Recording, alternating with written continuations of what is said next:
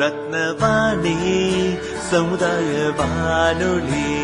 ரத்னவாணி உங்க பிரச்சனைய சொல்லுங்க, தீர்வைய உடனே கேளுங்க, வெளியே வந்து குரல் கொடுங்க.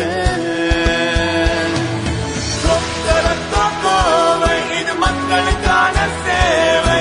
அற்புத தெரிஞ்சுக்கோ, தமிழில் சொல்றோம் புரிஞ்சுக்கோ. ரத்னவாணி சமுதாய வானொலி. ரத்னவாணி. ரத்னவாணி 90.8 சமுதாய வானொலி ஒலிபரப்பு கோவை ஈச்சனாரி ரத்தினம் கல்லூரி வளாகத்தில் இருந்து ஒலிபரப்பாகிறது.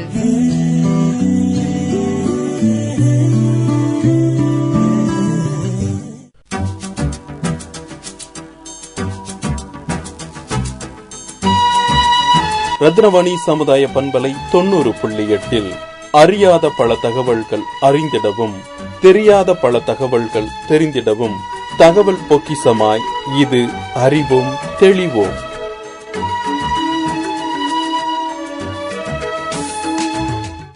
ரத்னவாணி சமுதாய வானொலி 90.8 இணைஞ்சிருக்கீங்க. நான் உங்கள் சிநேகிதன் மகேந்திரன். இது அறிவோம் தெளிவோம் நிகழ்ச்சி. இவ்வுலகம் எந்த ஒரு பாகுபாடும் வித்தியாசமும் இன்றி அனைத்து மனிதர்கள் பிற உயிரினங்களை தாய்போல் தன்னுள் அரவணைத்துக் கொண்டு வாழ வைக்கிறது. ஆனால் அப்படிப்பட்ட உலகத்தில் வித்தியாசமான வாழ்வியல் முறை, பழக்க வழக்கங்களை கொண்டு ஒவ்வொரு மனித சமூகமும் பிற உயிரினங்களும் வாழ்ந்து கொண்டிருக்கின்றன. இதில் பழங்காலத்திலிருந்து தொன்று தொட்டு சந்ததியினராக தங்களுக்கென்று தனித்துவமிக்க வாழ்விடம், பழக்க வழக்கங்கள், மொழி, ஆடை ஆகியவற்றை கொண்டு தன்னிறைவுடன் வாழ்பவர்களே பழங்குடியின மக்கள். உலகளவில் தற்போது பழங்குடியின மக்கள் ஆப்பிரிக்கா, ஆஸ்திரேலியா, வட அமெரிக்கா, தென் அமெரிக்கா, இந்தியா, இந்தோனேசியா, ஜப்பான் மற்றும் பசிபிக், அந்தமான் நிக்கோபார் தீவுகள் போன்ற பகுதிகளில் வசித்து வருகின்றனர். மலை காடுகளை ஒட்டிய பகுதிகளில் வாழ்விடத்தை அமைத்து தனிப்பட்ட பழக்க வழக்கங்களை கொண்டு தங்களுக்கென்று ஒரு கடவுள், சமய நம்பிக்கைகளை பின்பற்றி உலகம் பற்றி தனி புரிதலையும் கொண்டிருப்பவர்கள். அத்துடன் பெரும்பாலான பழங்குடியின மக்கள் பணத்தை அடிப்படையாக கொண்ட வாழ்க்கையை வாழாமல் கிடைத்தவற்றை கொண்டு மகிழ்ச்சியுடன் வாழ்பவர்கள். மேலும் அவர்கள் மற்ற மனிதர்களுடன் அவ்வளவு எளிதாக பழக மாட்டார்கள். தற்போதைய நவீன பொருட்கள், வசதிகளையும் உடனே ஏற்றுக்கொள்ள மாட்டார்கள். மலைக்காடுகளில் மரம், செடி, கொடிகள் மற்றும் விலங்குகள் மூலம் தங்களது தேவைகளை பூர்த்தி செய்து கொள்வார்கள். உலகளவில் 47.6 கோடி பழங்குடியின மக்களும் இந்தியாவில் 10.4 கோடி பேரும் வாழ்ந்து வருகிறார்கள். தமிழ்நாட்டை பொறுத்தவரை 2001ஆம் ஆண்டு கணக்கெடுப்பு படி மொத்த மக்கள் தொகையில் 3.5% பழங்குடியின மக்கள் வாழ்ந்து வருவதாக கூறப்படுகிறது. இதில் இருளர், காடர், குறும்பர், தோடர் என 40க்கும் மேற்பட்ட இனத்தைச் சேர்ந்த பழங்குடி மக்கள் இருக்கிறார்கள். தமிழ்நாட்டில் பெரும்பாலான பகுதிகளில் பழங்குடியின மக்கள் வசித்து வந்தாலும் கொங்கு மண்டலங்களான கோவை, சேலம், ஈரோடு, நீலகிரி போன்ற பகுதிகளில் அதிகம் வசித்து வருகிறார்கள். தற்போது உலகளவில் பழங்குடியினத்தை சேர்ந்தவர்கள் உயர் பொறுப்புகளில் இருந்து வந்தாலும் இன்றளவும் அந்த சமூகம் மதம், இனம், கல்வி, இருப்பிடம் ரீதியாக பல்வேறு பிரச்சனைகளை சந்தித்துதான் வருகிறார்கள். அதிலும் குறிப்பாக பழங்குடியின பெண்கள் பாலியல் ரீதியாக கடும் இன்னல்களுக்கு ஆளாகி வருகிறார்கள். இது போன்ற நடவடிக்கைகளால் பழங்குடியின மக்கள் தங்களது வாழ்வாதாரத்தை இழந்து தவிக்கிறார்கள். அந்த வகையில் உலகளவில் பழங்குடியின மக்கள் சந்திக்கும் பிரச்சனைகள் பற்றி மக்களுக்கு எடுத்துரைத்து அவர்களது சமூகத்தை பாதுகாக்க விழிப்புணர்வை ஏற்படுத்தும் நோக்கில் ஒவ்வொரு ஆண்டும் ஆகஸ்ட் 9ஆம் தேதி உலக பழங்குடி மக்கள் தினமாக கடைபிடிக்கப்பட்டு வருகிறது. 1994ஆம் ஆண்டு டிசம்பர் 23ஆம் தேதி ஐநா பொது சபை ஆகஸ்ட் 9ஆம் தேதியை உலக பழங்குடியின மக்கள் தினமாக அறிவித்ததன் பேரில் ஒவ்வொரு ஆண்டும் கடைபிடிக்கப்படுகிறது என்பது குறிப்பிடத்தக்கது. தங்களுக்கென்று ஒரு கலாச்சாரத்தை உருவாக்கி இயற்கை வளங்களை பாதுகாக்கும் பழங்குடியின மக்களை போற்றுவோம். இன்றைய அறிவும் தெளிவும் நிகழ்ச்சி பூர்வ குடிகளான பழங்குடியினரின் வாழ்வியல் முறை பற்றி ஓனி சிறுகதை நூலின் ஆசிரியரும் குமரகுரு பன்முக கலை மற்றும் அறிவியல் கல்லூரி உதவி பேராசிரியருமான முனைவர் கோ. சுனில் ஜோகி அவர்கள் பூர்வக்குடிகளான பழங்குடி மக்களின் வாழ்வியல் பற்றி நிறைய தகவல்களை நம்ம கூட பகிர்ந்துக்கிறாங்க. கேட்டு பயன்பெறலாம். ரத்தினவாணி வானொலியின் ரசிகர்கள் அனைவருக்கும் என்னுடைய வணக்கம். உங்கள் அனைவருக்கும் முதலில் என்னுடைய இன்றைக்கு உலக பூர்வக்குடிகள் நாள், பழங்குடிகள் நாள், தொல்குடிகள் நாள் என்று நாம் எப்படி வேண்டுமானாலும் சொல்லலாம். ஆனால் ஆங்கிலத்தில் இன்றைக்கு கொண்டாடப்படுகின்ற வேர்ல்ட் இண்டிஜினியஸ் டே என்கிற அந்த தலைப்பிற்கு உலக பூர்வக்குடிகள் தினம் என்பதே சரியாக பொருந்தக்கூடிய ஒன்று. ஆக உங்களுக்கு என்னுடைய உலக பூர்வக்குடிகள் தின நல்வாழ்த்துக்கள். நான் முனைவர் கோ. சுனில் ஜோகி. நான் குமரகுரு பன்முக கலை அறிவியல் கல்லூரியில் தமிழ் துறையில் உதவி பேராசிரியராக பணியாற்றி வருகிறேன். நான் நீலகிரி மாவட்டத்தை சார்ந்தவர். இன்றைய நாள் உலகம் முழுவதும் கொண்டாடப்படுகின்ற, நாம் கவனிக்கப்பட வேண்டிய ஒரு நாள். இந்த நாள் ஏன் முக்கியத்துவம் வாய்ந்தது என்றால், மனிதனுடைய வாழ்க்கை என்பது முன்னோக்கி நகர்கின்ற ஒன்றாக இருந்தாலும் அவனுடைய வாழ்க்கையினுடைய நிறைவை அறிந்து கொள்ள வேண்டும் என்றால் பின்னோக்கிய அவனுடைய முன்னோர்கள் வாழ்ந்த சுவடுகளை பார்க்க வேண்டிய அவசியம் உள்ளது. அந்த அடிப்படையிலே இன்றைக்கு இந்த இயந்திர உலகத்தினுடைய இந்த கடும் சூழல் என்று கூட சொல்லலாம். இன்றைக்கு எல்லா விதத்திலும் இயற்கையை தொலைத்த இந்த உலகத்தில் அந்த இயற்கையை மீட்டுருவாக்க அதற்கான வழிமுறைகளை இன்றைக்கு அறிவியல் ரீதியாக நாம் தேடிச் சென்றாலும் அதற்கான தீர்வு கிடைக்கின்ற இடமாக நம்முடைய முன்னோர்களுடைய வாழ்க்கை விளங்குகின்றது. ஆக இந்த நாளிலே உலக பூர்வக்குடிகளாக திகழும் ஒரு சில மக்களினுடைய வாழ்க்கையை நாம் பார்ப்பது என்பது இந்த இயற்கை சார்ந்த, இயற்கை இடர்பாடு சார்ந்த இந்த சிக்கல்களுக்கு நமக்கு பெரிய தீர்வை அளிக்கும் என்பதில் எந்த விதமான ஐயமும் இல்லை. அந்த வகையில் இந்த நிகழ்விலே, இந்த வாய்ப்பிலே உங்களோடு நான் ஒரு பூர்வக்குடி மக்களை பற்றி, அவர்களுடைய வாழ்க்கையை பற்றி பகிர்ந்து கொள்கிறேன். அந்த மக்கள் நீலகிரியில் வசிக்கின்ற படுகர்கள் என்று அழைக்கப்படுகின்ற மக்கள். இவர்களை படுகர்கள் என்றும் ஆவணங்களினுடைய அடிப்படையில் படகர்கள் என்றும் அழைப்பதுண்டு. இந்த மக்களை ஐநா உலக பூர்வக்குடிகளாக அங்கீகரித்துள்ளது குறிப்பிடத்தகுந்த ஒன்று. 1931 ஆண்டு எடுக்கப்பட்ட மக்கள் தொகை கணக்கெடுப்பு வரை இந்த மக்கள் பழங்குடியினர் பட்டியலில் இருந்தவர்கள் என்பது குறிப்பிடத்தக்கது. அதற்கு பிறகு இந்த மக்கள் என்ன காரணம் கருதியோ அங்கிருந்து நீக்கப்பட்ட அந்த உரிமையை திரும்ப பெறுவதற்காக இவர்கள் பெருமளவில் இன்று வரையும் போராடி கொண்டிருப்பது நாம் தெரிந்த ஒன்றே. இந்த மக்களுடைய வாழ்க்கையை சற்று உற்று நோக்குவது என்பது மிகவும் அடிப்படையான ஒன்று. தொல்குடிகளினுடைய, அதாவது பூர்வக்குடிகளினுடைய வாழ்க்கை முறை என்பது மற்றவர்களுடைய வாழ்க்கையை விட தனித்தன்மையானது. அந்த தனித்தன்மை தான் அவர்களுடைய இந்த பூர்வக்குடி அடையாளம் எனலாம். அந்த வகையிலே படகர்களினுடைய அந்த வாழ்க்கையை நீங்கள் எடுத்துக்கொண்டால் அவர்களுடைய பெயர் படகர்கள், படுகர்கள் என்பது அந்த பெயருக்கான காரணத்தை தேடி செல்லும் பொழுது பண்டுகா என்கின்ற வார்த்தையிலிருந்துதான் இந்த படகா என்கின்ற இந்த வார்த்தை வந்தது என்று சொல்வதுண்டு. அதாவது பண்டுகா என்றால், பண்டா என்றால் படகர்களினுடைய தாய்மொழியான படுகு மொழியில், இந்த மொழி ஒரு தென் திராவிட மொழியாக பல அறிஞர்களால் கருதப்படுகின்ற மொழி. இந்த மொழிக்கு எழுத்து வழக்கில்லை. ஆகவே இது ஒரு திருந்தாத மொழியாக அறிஞர்களால் சொல்லப்படுகின்ற மொழி. இது ஒரு தனிமொழியாக கருதப்படுகின்ற மொழி. இந்த மொழியை பேசுகின்ற இந்த மக்கள் படகர்கள் என்று அழைக்கப்படுவதுண்டு. ஆகவே இந்த மொழியை கொண்டு இந்த மக்களுக்கும், இந்த மக்களை கொண்டு இந்த மொழிக்கும் இந்த பெயர் வந்ததாக கருத இடம் உண்டு. இந்த பெயரினுடைய காரணத்தை நோக்கும் பொழுது பண்டா என்றால் படக மொழியில் எருமை மந்தைகள் என்று பொருள். இந்த மக்களினுடைய வாழ்க்கை என்பது, இந்த மக்களுடைய வாழ்க்கையிலே ஒரு பெரிய செல்வமாக கருதுவது எருமைகளை தான். இந்த எருமைகள் தான் இந்த மக்களினுடைய வாழ்க்கைக்கான முழு நிறைவு என்று கூட சொல்லலாம்.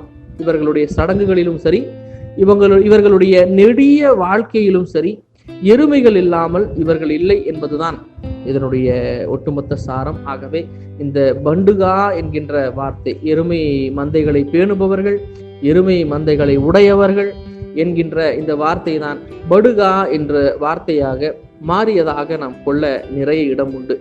அதே போல சங்க இலக்கியத்தில் குறிப்பிடப்படுகின்ற பொதுவர்கள் என்று கூறப்படுகின்ற ஒரு இனக்குழு மக்களுக்கும் இவர்களுக்கும் எண்ணிலடங்காத தொடர்புகள் உண்டு. இது ஆய்வுக்குரிய ஒரு விடயமாக இருக்கின்றது. ஆக அந்த பொதுவர்கள் என்கின்ற பெயரும் கூட இவர்களோடு அவர்களுடைய வாழ்க்கை முறையும் பொருந்தக்கூடிய ஒன்று. நீலகிரியிலே இருக்கின்ற இந்த நீலகிரி மலைப்பகுதியை வடகர்கள் 4 நிலமாக பிரிப்பதுண்டு. அதாவது எண்ணிக்கையிலும் இவர்களுடைய கால் வழியிலும், அதாவது இவர்களுடைய மூதாதையர்களுடைய கால் வழி அடிப்படையில் 4 பகுதிகளாக பிரிப்பதுண்டு. ஒரு காலகட்டத்தில் 5 பகுதியாக இருந்தது. அந்த பெரும்பரப்பை இவர்கள் சீமே என்றும் நாடு என்றும் அழைக்கின்றனர். அந்த வகையிலே புறங்காடு சீமே, தொதநாடு சீமே, மேற்கு நாடு சீமே, குந்த சீமே என்ற இந்த 4 சீமைகளாக இவர்கள் இந்த நிலத்தை பிரிப்பதுண்டு. 5வதாக தூடைகொய் சீமை என்கின்ற ஒரு இடம் இருந்தது. ஆனால் அந்த சீமை இன்றைக்கு இருக்கின்றது. ஆனாலும் மற்ற 4 சீமைகளை போல இல்லை என்றே சொல்லலாம். ஆக இந்த பெரும் பிரிவிற்குள் இந்த மக்கள் ஒரு 3 பரிமாணங்களில் இவர்களுடைய இந்த வாழ்வியல் அடுக்கை கொண்டவர்களாக விளங்குகின்றனர்.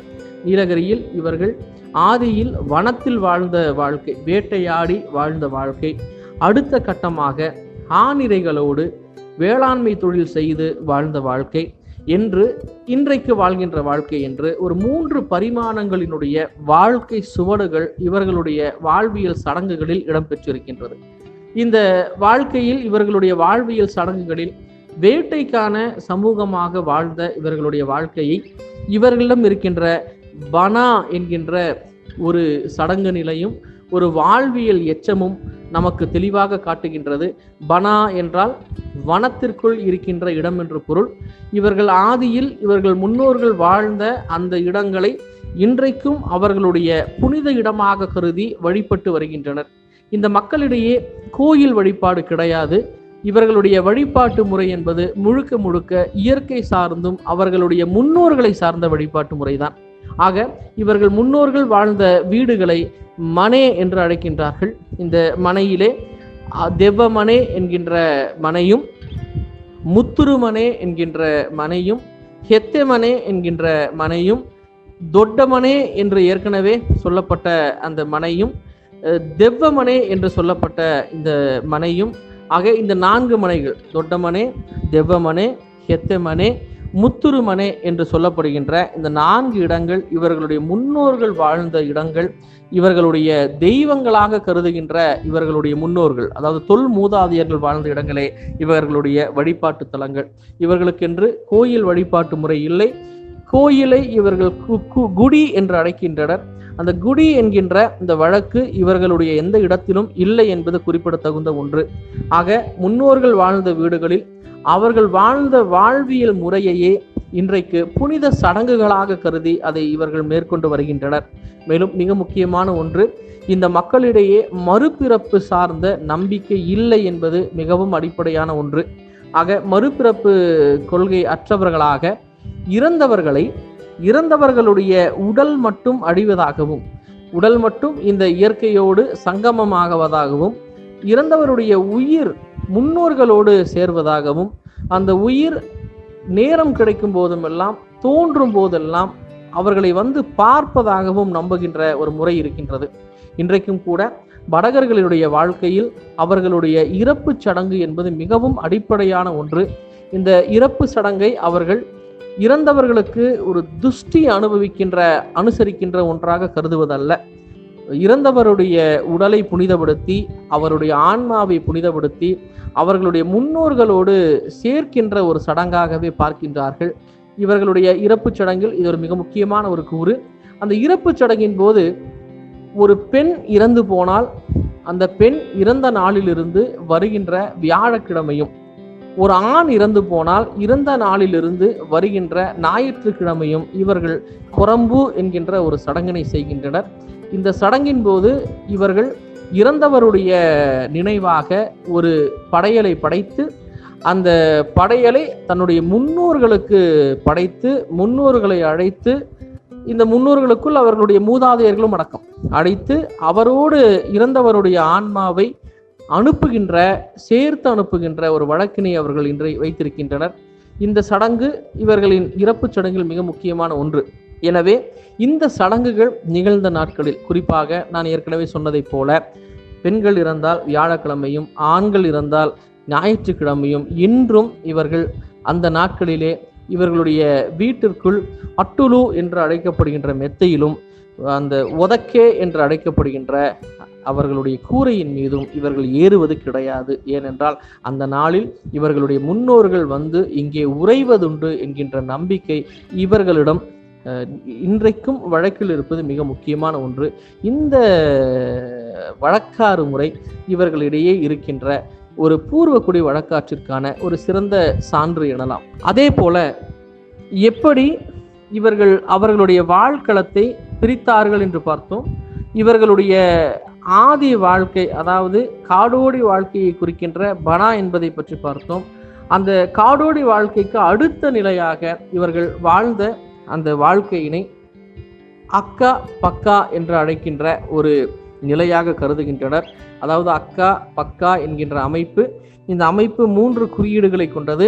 ஒரு மிகப்பெரும் ஒரு கல்லால் ஆன ஒரு வாசல், அந்த வாசலுக்குள்ளே ஒரு கல்லால் ஆன ஒரு குடை, அந்த குடைக்கு அருகே கால்நடைகளை கட்டி வைக்கின்ற ஒரு சிறு கம்பு. அந்த பெரிய வாசலை இவர்கள் ஹெப்பாயிலு என்றும், உள்ளே இருக்கின்ற அந்த குடை போன்ற அமைப்பை அஜிகூடு என்றும், அந்த அமைப்பிற்கு கீழே அருகில் இருக்கின்ற ஆணிரைகளை கட்டுகின்ற அந்த இடத்தை கரு கம்பு என்றும் இவர்கள் அழைப்பதுண்டு. இந்த குறியீடு இவர்களிடையே இருக்கின்ற மிக முக்கியமான ஒன்று. இவர்களுடைய வாழ்வின் அடுத்த பரிமாணத்தை சொல்கின்ற ஒன்று. அதாவது காடோடி வாழ்க்கையிலிருந்து அடுத்த கட்டமாக தானியங்களை விளைவிக்கின்ற, ஆணிரைகளை பாதுகாக்கின்ற ஒரு வாழ்க்கைக்கு சென்றதின் அடையாளமாக இது விளங்குகின்றது. இந்த அக்கா என்று சொல்லுகின்ற இந்த படகர்களுடைய இந்த சொல்லோடு அக்கம் என்று சொல்லுகின்ற தமிழினுடைய ஒரு சொல் பொருந்தி போவதை பார்க்கிறோம். இன்றைக்கு நமக்கு தெரியும், ஔவை சொல்வாள் அக்கம் சுருக்கேல் என்பது ஔவையினுடைய மொழி. அதாவது தானியங்களை விளைவிப்பதையும் அதை பெருக்குவதையும் சுருக்கிவிட வேண்டாம் என்று ஔவை சொல்வாள். ஏனென்றால் ஒரு நாட்டிற்கும் ஒரு வளமான வாழ்க்கைக்கும் தானியங்கள் என்பது அடிப்படை. அந்த அடிப்படையிலே இவர்களுடைய அக்கா பக்கா என்கின்ற ஒரு கால் வழியை சார்ந்த சகோதரர்கள் அனைவரும் வாழ்கின்ற இடத்தை இவ்வாறு அழைக்கின்றனர்.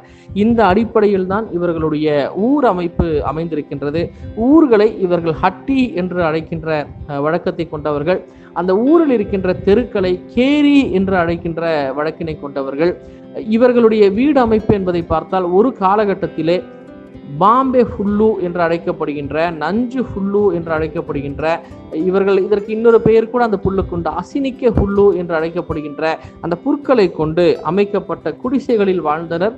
அடுத்த கட்டமாக நீங்கள் பார்த்தால் இவர்களாகவே செங்கலை வெட்டி எடுத்து மூங்கிலோடு வைத்து மண்ணை பூசி அமைத்த வீடுகளில் வாழ்ந்தனர். அவ்வாறு இவர்களுடைய வீடுகள் ஒரு வீட்டின் சுவற்றோடு சேர்த்து கட்டப்பட்ட வீடுகளாக அமைவது முக்கியத்துவம் பெற்றவை.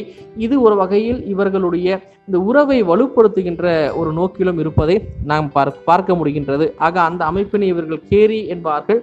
இவர்களுடைய இந்த ஊர் அமைப்பிலே திசை பெயர்கள் என்பது இல்லை. அதாவது நீலகிரி போன்ற மலைப்பகுதியிலே திசையை கணிப்பது என்பது மிகவும் சவாலான ஒன்று. ஆகவே மேலே கீழே என்கின்ற அந்த பெயர்கள் மட்டும்தான். மேலே இருக்கின்ற அந்த தெருவினை மேல்கேரி என்றும், கீழே இருக்கின்ற தெருவினை கீக்கேரி என்றும், இடையில் இருப்பதை நடுக்கேரி என்றும் அழைக்கின்ற வழக்கினை இவர்கள் கொண்டிருக்கின்றனர். சூரியன் உதிக்கின்ற திசையை மூடே என்று அழைக்கின்ற வழக்கையும், அது மறைகின்ற இடத்தை பூவே என்று அழைக்கின்ற ஒரு வழக்கையும் இவர்கள் கொண்டிருப்பதை நாம் பார்க்கிறோம். அதே போல நீங்கள் பார்த்தால் ஊர் அமைப்பிலும் கூட இவர்கள் நீலகிரி போன்ற பகுதிகளிலே வருடத்தில் 9 மாதங்கள் கடுமையான மழை பொழியும் இடம். அதே போல வருடத்தில் 6 மாதங்கள், அதில் 4 மாதங்கள் கடுமையான குளிர் நிலவுகின்ற இடம். இந்த இடத்தில் ஒரு வாழ்களத்தை அமைப்பது என்பது மிகவும் சவாலான ஒன்று. அதிலும் நீலகிரி மலையின் மேலே கோடுகளில் வசிக்கின்ற வழக்கம் கொண்ட இந்த மக்கள், கோடுகளிலிருந்து கீழே அதனுடைய மலையினுடைய நடுப்பகுதி வரை வசிக்கின்ற இந்த மக்கள், அவர்களுடைய வீடு அமைப்பு, அந்த வீடு அமைப்புக்குள் இருக்கின்ற இவர்களுடைய தகவமைப்பு சார்ந்த மரபியல் அறிவு வியக்கக்கூடிய ஒன்று. இவர்களிடையே ஒரு முதுமொழி உண்டு. கோடையா குறுக்கி கட்டோ, கேரியா ஹருத்து கட்டோ என்பது இவர்களுடைய ஒரு முதுமொழி. அதாவது கோடையா குறுக்கி கட்டோ, கோடை என்றால் இவர்களுடைய மொழியிலே சுவர் என்ற அர்த்தம். சுவரை குறுகலாக கட்ட வேண்டும். கேரி என்றால் நாம் ஏற்கனவே சொன்னதை போல தெருவும் கேரிதான். ஒரு வீட்டிற்கு முன்பு இருக்கின்ற அந்த முற்றத்தையும் இவர்கள் கேரி என்றுதான் அழைப்பதுண்டு. அந்த முற்றத்தை பெரிதாக அமை என்பது இவர்களுடைய ஒரு மரபியல் சார்ந்த, மரபு அறிவு சார்ந்த ஒரு முதுமொழி. இந்த முதுமொழியின்படி வீட்டினுடைய கூரையை சற்று குறுகலாக கட்ட வேண்டும், அதே போல வீட்டினுடைய முற்றத்தை ஒரு பெரிதாக அமைக்க வேண்டும் என்று இவர்களுடைய அந்த வீடு கட்டமைப்பு சார்ந்த ஒரு டெக்னிக் என்று சொல்கிறோம் அல்லவா, அதை அவர்கள் இந்த முதுமொழியாக வடிவமைத்துள்ளனர். ஆக இந்த முதுமொழியின்படி பார்க்கும் பொழுது வீட்டினுடைய வாசலை குறுகலாக கட்டும் பொழுது வெளியிலிருந்து வருகின்ற குளிர்ச்சி மிகுந்த காற்றினால் நம்மை பாதுகாத்து கொள்ள முடியும். அதே போல வீட்டினுடைய முற்றத்தை ஒரு பெரிதாக கட்டுவதால் அந்த இடத்திலே ஆணிரைகளை மேய்ப்பதற்கும், ஆணிரைகள் சார்ந்த பராமரிப்பிற்கும், கால்நடைகள் சார்ந்த பல கூறுகளுக்கும், வேளாண்மை சார்ந்த பல கூறுகளுக்கும் அது பேருதவியாக இருக்கும் என்பதால் இந்த கட்டமைப்பு முறை அவர்களிடம் உண்டு. இது அவர்களுடைய சூழல் அறிவிற்கு ஒரு தகுந்த சான்றாகும். பல சான்றுகள் இருக்கின்றன, இது ஒரு அடிப்படையான ஒரு சான்று. அதே போல உணவியல் நிலையிலும் இவர்களுடைய அந்த மரபறிவு மிகவும் பாராட்டக்கூடிய ஒன்று. ஏனென்றால் ஒரு நிலத்தில் வாழ்பவர்கள் அந்த நிலத்தினுடைய சூழலை புரிந்து கொண்டு, சுற்றுச்சூழலை புரிந்து கொண்டு உணவு முறையை வகுத்து கொள்வது என்பது அடிப்படையான ஒன்று. இது ஒரு வகையிலே தொல்குடிகளுக்கான, பூர்வ குடிகளுக்கான ஒரு கூறாக அமைகின்றது. இதே போல வடகர்களிடையே ஒரு முதுமொழி உண்டு. கிருகா சாமையிட்டோ பேசகா எரியிட்டோ என்பது இவர்களுடைய ஒரு உணவியல் சார்ந்த ஒரு முதுமொழி. அதே போல கிருகா மத்து சொப்போ பேசகா காக்கே சொப்போ என்பது அவர்களுடைய இன்னொரு முதுமொழி. சான்றிற்காக இந்த முதுமொழிகளை நான் உங்களுக்கு பகிர்கிறேன். இதில் பேசகா எரிகிட்டோ கிருக சாமையிட்டோ, எரிகிட்டோ என்பது ராகியை கொண்டு செய்கின்ற உணவு என்று பொருள். அதாவது வெயில் காலத்திலே உடம்பிற்கு உகந்தது ராகியை கொண்டு, ஆரியம் என்று கூட ஒரு தருமபுரி போன்ற பகுதிகளில் இந்த ராகி விழிக்கப்படுவது உண்டு. ஆக ஒரு வெயில் நிறைந்த காலகட்டத்திலே நாம் உண்ண வேண்டிய மிக சிறந்த உணவு என்பது ராகியை கொண்டு செய்த உணவு. அதே போல கிருக சாமையிட்டோ, சாமை என்பது நமக்கு தெரியும், ஒரு வகையான தானியம். குளிர் மிகுந்த நாட்களிலே நாம் உண்ண வேண்டிய சிறந்த உணவாக இந்த சாமை விளங்குவதை இவர்களுடைய இந்த மரபு அறிவு சார்ந்த இந்த முதுமொழி விளக்குகின்றது. அதே போல இன்னொரு முதுமொழியில் சொன்ன கிருகா மது சொப்போ பேசிக காக்கே சொப்போ, இங்கே சொல்கின்ற காக்கே சொப்போ என்பது மணித்தக்காளியினுடைய ஒரு வகை சார்ந்த ஒரு கீரை. இந்த கீரை என்பது குளிர்ச்சி தன்மை மிகுந்த ஒரு கீரை. ஆகவே வெயில் காலங்களில் உடம்பிற்கு உகந்தது இந்த கீரை என்றும், அதே போல மத்து சொப்பு என்பது ஒரு வகையான கீரை. குளிர்ச்சி பொருந்திய காலகட்டங்களிலே, பனி வீழ்கின்ற காலகட்டங்களிலே இந்த உடம்பிற்கு வெம்மையையும் நல்ல உறக்கத்தையும் தரக்கூடியதால் இந்த மத்து சொப்பு என்கின்ற கீரை உகந்ததாக இருக்கின்றது என்கின்ற ஒரு வழக்கையும் இவர்களுடைய இந்த முதுமொழி கொண்டிருப்பதை பார்க்கிறோம். இந்த வரையறை, சூழலை புரிந்து கொண்ட வரையறை, சூழலுக்கேற்ப அவர்களுடைய தகவமைப்பை அமைத்துக் கொண்ட வரையறை, இந்த மரபியல் அறிவு என்பவை இவர்களுடைய பூர்வ குடித்தன்மைக்கு மிக சிறந்த சான்றாக விளங்குபவை. இவை நமக்கும் ஒரு மிக உகந்த பாடமாக விளங்குகின்ற ஒன்றாக இருக்கிறோம். இன்றைக்கும் கூட 2 பொருளுக்காக மட்டும்தான், உப்பு என்கின்ற பொருளுக்காகவும் மிளகிற்காகவும், இந்த வரமிளகு என்று சொல்கிறோம் அல்லவா, அந்த மிளகிற்காகவும் மட்டுமே சமவெளியை எதிர்நோக்கி இருக்கின்ற ஒரு மக்களாக இவர்கள் விளங்குகின்றார்கள். அதை தவிர்த்து அவர்களுக்கு தேவையான அத்தனை பொருள்களையும் அவர்களே உருவாக்கக்கூடிய வல்லமை பெற்ற ஒரு மக்களாகவும் அவர்கள் திகழ்வதை திகழ்வது நோக்கத்தகுந்த ஒன்று. ஆக இந்த இரண்டிற்கு தவிர இந்த இரண்டிற்காக மட்டும்தான் அவர்கள் சமவெளியை நாடி இருக்கின்றனர். அதிலும் இந்த உப்பினுடைய பயன்பாடு இவர்களிடையே ஒரு மிகப்பெரிய ஒரு பண்பாட்டு நிலை கொண்டதாக இருக்கின்றது. ஏனென்றால் இவர்களுடைய வாழ்வியல் முறை என்பது ஏற்கனவே சொன்னதை போல பல தனிக்குறுகளை கொண்டது. இதில் சான்றாக சொல்ல வேண்டும் என்றால் இவர்களுடைய காலக்கணிப்பு என்பது மிக அடிப்படையான ஒன்று. எப்படி தமிழிலே மார்கழி, தை, மாசி, வைகாசி போன்ற மாதங்கள் இருக்கின்றதோ, ஆங்கிலத்தில் ஜனவரி, பிப்ரவரி, மார்ச் போன்ற மாதங்கள் இருக்கின்றதோ, அதே போல இவர்களுக்கு என்று தனியாக மாத வரையறை உண்டு. அந்த வரையறையை நீங்கள் பார்த்தால் ஜனவரி மாதம் சார்ந்த அவர்களுடைய காலகட்டத்தை, அதாவது அமாவாசையிலிருந்து அவர்கள் அடுத்து பௌர்ணமி வரை இருக்கின்ற காலகட்டத்தை இவர்களுடைய மாதமாக கருதுவது உண்டு. அந்த அடிப்படையிலே இந்த ஜனவரி மாதம் சார்ந்து வருகின்ற இவர்களுடைய காலகட்டத்தை இவர்கள் கூடலு என்று அழைக்கின்றனர்.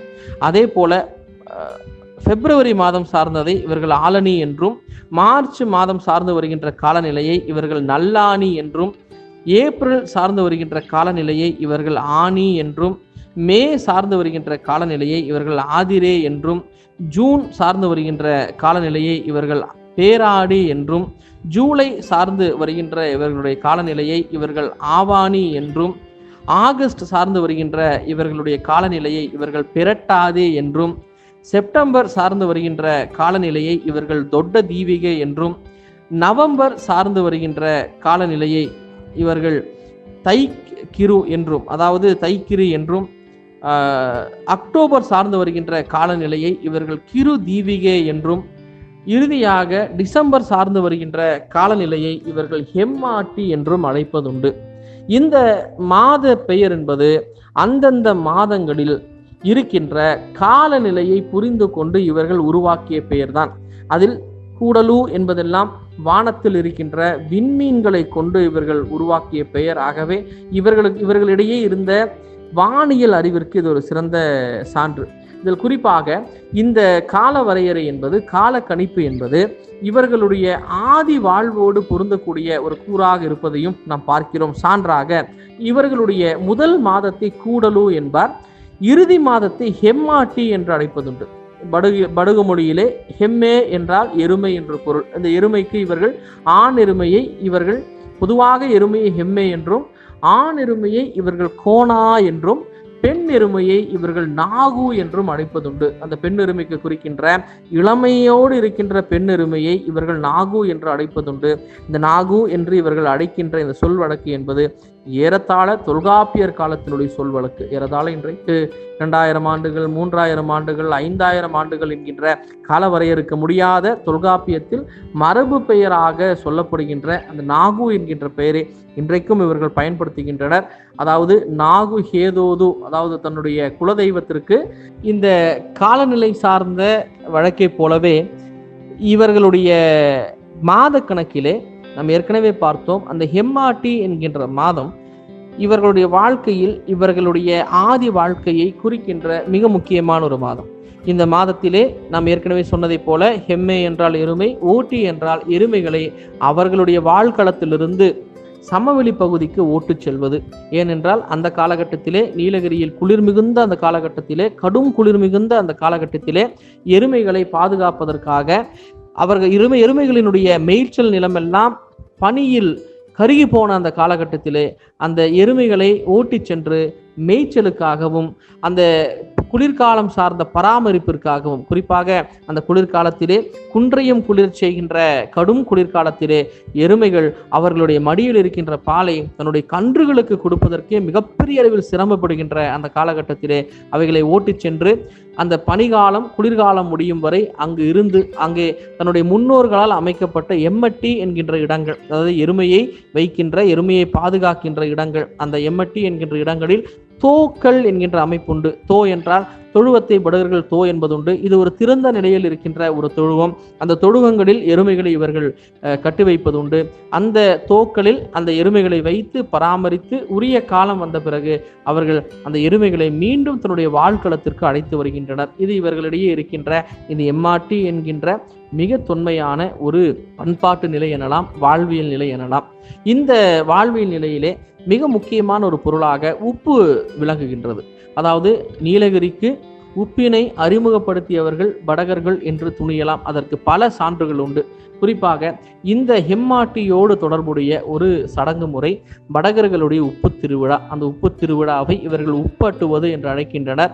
அதாவது ஆணிரைகளை எம்மாட்டிக்காக அழைத்து சென்ற பிறகும் திரும்ப அழைத்து வந்த பிறகும் அந்த பயணத்தின் போது அந்த எருமைகளுக்கு ஏற்பட்ட உப்பு இழப்பினை சரிகட்டவும் உடம்பில் தோன்றிய அடையெரிப்பு என்கின்ற ஒரு விதமான நோயை சரி செய்வதற்காகவும் இவர்கள் எருமை மந்தைகளுக்கு உப்பை தருவது உண்டு.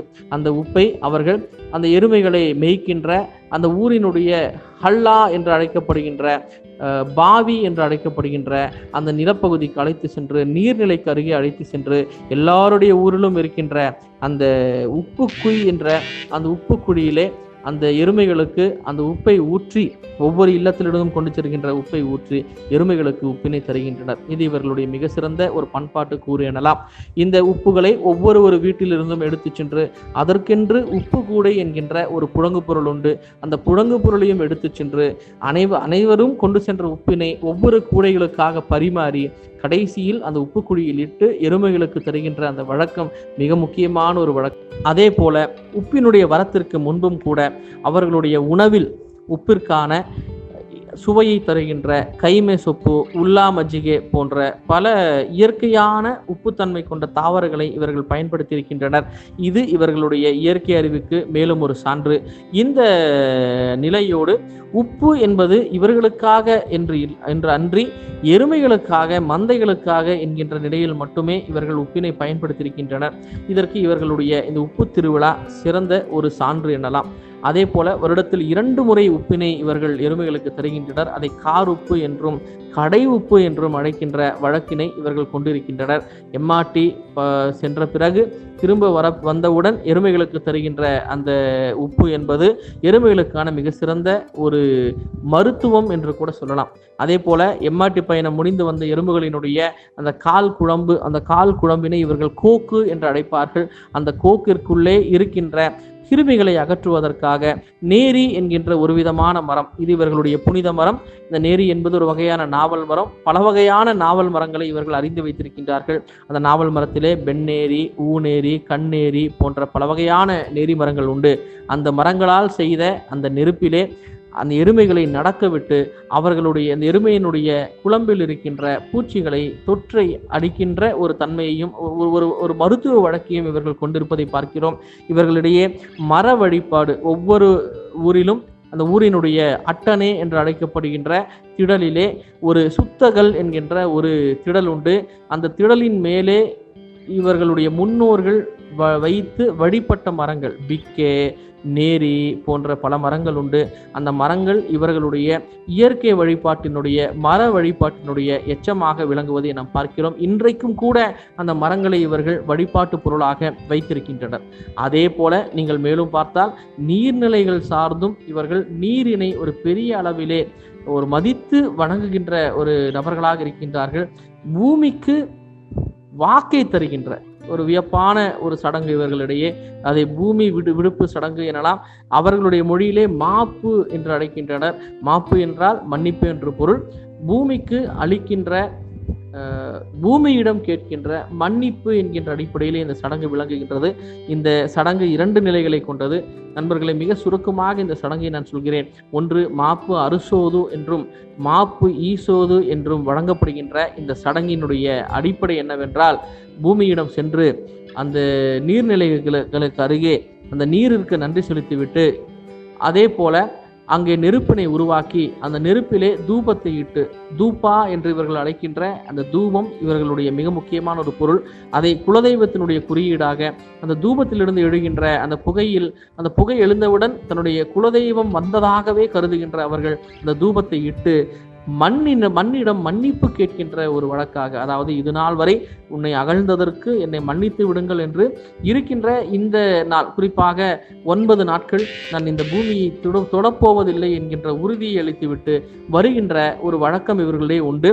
திரும்ப அந்த 9 நாள் கழித்து அந்த பூமியிடம் சென்று அவர்கள் அளித்த அந்த வாக்கை திரும்ப பெற்ற பிறகே வேளாண்மையை மேற்கொள்கின்ற தொடர்கின்ற வழக்கினை கொண்டவர்களாக இவர்கள் விளங்குகின்றார்கள். இந்த பூமி விடுப்பு சடங்கு இவர்களிடையே இருக்கின்ற இயற்கை நேசத்திற்கும் இந்த வேளாண்மை சார்ந்த பண்பாட்டிற்கும் இந்த பூர்வக்குடி தன்மைக்கும் மிக சிறந்த மற்றொரு சான்றாக விளங்குவதையும் நாம் பார்க்கிறோம். அதே போல நாட்டுப்புற மருத்துவமாகட்டும், நாட்டுப்புற மருத்துவத்திலே இவர்களுக்கு தேவையான மருத்துவத்தை இவர்களே செய்கின்ற அறிவை இவர்கள் பெற்றிருக்கிறார்கள். குறிப்பாக இவர்களுடைய பெண்கள் பல வகையான மருத்துவத்தை செய்கிறார்கள். குறிப்பாக பக்கவாதம் தொட்டு ஒரு காலகட்டத்தில் புற்றுநோய்க்கு கூட மருத்துவம் பார்த்ததான குறிப்புகளும் உண்டு. இன்றைக்கும் கூட இவர்களுக்கு நேர்கின்ற சிறு சிறு நோய்களுக்கு இவர்களே மருத்துவம் பார்க்கின்ற நிலையை பார்க்கிறோம். பல வகையான மூலிகைகளை அறிந்து வைத்திருக்கின்ற தன்மை கொண்டவர்களாகவும் இவர்கள் விளங்குகிறார்கள். ஒவ்வொரு ஊரிலும் இருக்கின்ற வயதான பெண்கள், குறிப்பாக பாட்டிமார்களை இவர்கள் ஹெத்தே என்று அழைப்பதுண்டு. தாத்தாக்களை இவர்கள் ஐயா என்று அழைப்பதுண்டு. தாயை அவ்வே என்று அழைக்கின்ற வழக்கு இன்றைக்கும் இவர்களிடம் இருப்பதை நாம் பார்க்கிறோம். ஆக அவர்களுக்கு தேவையான மருத்துவத்தை மேற்கொள்கின்ற இவர்களுடைய அந்த மருத்துவ முறை சிறப்பான ஒன்று. இதுவும் அவர்களுடைய பூர்வக்குடி தன்மைக்கு மிக முக்கியமான ஒரு சான்று என்று கருதுகிறேன். குறிப்பாக பக்கவாதத்திற்கு இவர்கள் மேற்கொள்கின்ற மருத்துவ முறை என்பது மிகவும் பாராட்டக்கூடிய ஒன்று. அதே போல குழந்தைகள் சார்ந்து இருக்கின்ற இவர்களுடைய மருத்துவ முறையும் நோக்கத்தகுந்த ஒன்று. ஏனென்றால் ஒரு பூர்வக்குடி மக்களுக்கு குழந்தைகளினுடைய பராமரிப்பு என்பது மிக மிக அடிப்படை. இது ஒரு வகையில் ஒரு மக்களுடைய சிறந்த தொல்தன்மை சார்ந்த கூறாகும். ஆக அந்த மருத்துவமும் இவர்களுடைய மிக சிறந்த ஒரு கூறு. அதே போல ஒவ்வொரு அவர்கள் வாழ்கின்ற ஊரிற்கும் இவர்கள் வைத்திருக்கின்ற பெயர்களும் இவர்களுடைய சூழல் அறிவிற்கு மிக சிறந்த சான்று. நீலகிரியில் ஏறத்தாழ 400 ஊர்களுக்கு மேலே இவர்கள் வாழ்கிறார்கள். ஒவ்வொரு ஊருக்கும் இயற்கை சார்ந்தும் நிலவியல் அமைப்பு சார்ந்தும் இவர்கள் வைத்திருக்கின்ற பெயர்கள் மிகவும் வியப்பிற்குரியவையாக விளங்குகின்றன. நிலவியல் அமைப்பை முழுவதும் இவர்கள் புரிந்து கொண்டவர்களாக இவர்கள் விளங்குவதை நாம் பார்க்கிறோம். சான்றாக உதகையை நாம் ஒத்தகே என்று அழைக்கின்ற இவர்கள் அந்த ஒத்தகே என்று அழைப்பது வடகர்களுடைய மொழியிலே ஒதக்கே என்றால் கூரை என்ற பொருள். நீலகிரியினுடைய அந்த பகுதியினுடைய கூரையாக விளங்குவதால் இந்த உதகையை ஒத்தகே என்று அழைக்கின்ற ஒரு வழக்கினை இவர்கள் இன்றைக்கும் வைத்திருக்கின்றார்கள். அதே போல காலையில் சூரியன் உதித்ததும் சூரியனை வழிபடுகின்ற அந்த வழக்கை கொண்ட இவர்கள் சூரியனை ஒத்து என்று அழைக்கின்றனர். நிலவை திங்குவா என்று அழைக்கின்றனர். அந்த சூரியன் வந்தவுடன், அந்த ஒத்து வந்தவுடன் அந்த ஒத்தை வணங்குவதை இவர்கள் கை முகுவது என்கிறார்கள். அதாவது ஒத்தை கை முகவது வணங்குகின்ற இடம் என்பதால் அது ஒத்தகே என்கின்ற பெயர் பெற்றதாகவும் இன்னொரு வகையில் அதற்கு ஒரு காரண பெயர் உண்டு, இவர்களுடைய வழக்காறில் உண்டு. ஆக இதே போல பல வகையான ஊர்கள், அவர்கள் வாழ்கின்ற ஒவ்வொரு ஊருக்கும், வசிக்கின்ற ஒவ்வொரு ஊருக்கும், அந்த ஊருக்குள் இருக்கின்ற ஒவ்வொரு இடத்திற்கும் இவர்கள் வைத்திருக்கின்ற பெயர்களும் இவர்களுடைய பூர்வக்குடி தன்மைக்கு மிக சிறந்த சான்றாகும். இயற்கையை மிகவும் நேசிக்கின்ற, தேவையில்லாமல் இயற்கையை பாதிக்காத வாழ்க்கையை வாழ்கின்ற, இயற்கையோடு இயைந்த வாழ்க்கையை வாழ்கின்ற இவர்கள் உண்மையிலேயே நோக்கத்தகுந்த ஒரு மக்கள் என்பதை இந்த நேரத்தில் நான் இந்த இடத்தில் சொல்லிக்கொள்ள நான் விரும்புகிறேன். அதே போல இவர்களிடையே இறப்புச் சடங்கில் கரு அரசோது என்கின்ற ஒரு சடங்குண்டு. அந்த சடங்கில் வாழ்க்கையில் இவர்கள் பாவம் என்று கருதுகின்ற அத்தனை கூறுகளையும் சொல்லி, இறந்தவருடைய ஆன்மா இந்த பாவங்களை செய்திருந்தால் அந்த ஆன்மாவை விட்டு விலக வேண்டும் என்று சொல்லி, அந்த பாவங்களை சொல்லி அதற்கு விடுப்பு அளிப்பதே இந்த கரு அரசோது என்கின்ற சடங்கு. இந்த சடங்கில் சொல்லப்படுகின்ற ஒவ்வொரு வார்த்தையும் இயற்கையோடு சூழலோடு வாழ்கின்ற பொருந்திய வாழ்க்கைக்கு சான்றாக விளங்கக்கூடிய விதிமுறைகள். சான்றாக இவர்களுடைய இந்த கருவரசோத சடங்கில் சொல்லப்படுகின்ற ஒரு வார்த்தை கட்டை ஹொப்பெக கையாக்கிதது பாப்பா என்கின்ற ஒரு வார்த்தை. சான்றுக்காக ஒரே ஒரு வார்த்தையை சொல்கிறேன். அந்த வார்த்தையில் வருகின்ற கட்டை ஹொப்பே என்பது குறிஞ்சியை குறிப்பது. குறிஞ்சியை படகர்கள் கட்டை சொப்பு என்கின்றார்கள். அந்த கட்டை சொப்பு, அந்த குறிஞ்சியினுடைய அந்த தாவரத்தை நீங்கள் வெட்டியது பாவம். ஏனென்றால் சுற்றுச்சூழலுக்கும் பல்லுயிர் பெருக்கத்திற்கும் இந்த குறிஞ்சியினுடைய அந்த செடி மிகவும் இன்றியமையாதது. ஆகவே அதை நீங்கள் வெட்டியது பாவம் என்று சொல்லுகின்ற, அதே போல பல பாவங்கள், நீர்நிலையில் உமிழ்ந்தது பாவம், நிலத்தை கீறியது பாவம், பசுமையான தாவரத்தை நீ வெட்டியது பாவம் போன்ற பல பாவங்களை இவர்கள் இந்த கருவரசோத சடங்கில் அடக்குகின்றனர். இதே போல எண்ணிலடங்காத பண்பாடுகளை, சடங்குகளை கொண்ட இந்த மக்களை இந்த பூர்வக்குடி நாளிலே உங்களுக்கு அறிமுகப்படுத்துவதில் மிகவும் மகிழ்கிறேன். இந்த வாய்ப்பை தந்த ரத்தினவாணி வானொலிக்கும், வானொலியினுடைய பொறுப்பாளர் ஐயா அவர்களுக்கும், மகேந்திரன் ஐயா அவர்களுக்கும், இந்த வாய்ப்பை எனக்கு பெற்றுத்தந்த பேராசிரியர் தனுஷ் அவர்களுக்கும் என்னுடைய மனமார்ந்த நன்றி. அனைவருக்கும் மீண்டும் ஒரு முறை பூர்வக்குடி நாள் வாழ்த்துக்கள். அவர்களுடைய வாழ்க்கையை பின்பற்றுவோம், இந்த பூமியை பாதுகாப்போம் என்று சொல்லி உங்கள் அனைவருக்கும் நன்றி கூறுகிறேன். நன்றி, வணக்கம். நேர்கள் இதுவரை கேட்டது பூர்வக்குடிகளான பழங்குடியினரின் வாழ்வியல் முறை பற்றி ஓனி சிறுகதை நூலின் ஆசிரியரும் குமரகுரு பன்முக கலை மற்றும் அறிவியல் கல்லூரி உதவி பேராசிரியருமான முனைவர் கோ சுனில் ஜோகி அவர்கள் பூர்வக்குடிகளான பழங்குடி மக்களின் வாழ்வியல் பற்றி நிறைய தகவல்களை நம்ம கூட பகிர்ந்துக்கிட்டாங்க. கேட்டு பயனடைஞ்சிருப்பீங்க அப்படின்னு நம்புறேன். தகவல்களை வழங்கிய அவருக்கு நம்ம ரத்னவாணி சமுதாய வானொலி 90.8 சார்பா மனமார்ந்த வாழ்த்துக்களையும் நன்றிகளையும் தெரிவித்துக் கொள்றோம். நேர்கள் நிகழ்ச்சி கேட்டு பயனடைஞ்சிருப்பீங்க அப்படின்னு நம்புறேன். மீண்டும் மற்றொரு நிகழ்ச்சியில் உங்களை சந்திக்கும் வரை உங்கள் அன்போடும் ஆதரவோடும் விடைபெறுகிறேன். உங்கள் சிநேகிதன் மகேந்திரன். நடப்பவை நல்லவையாகட்டும்.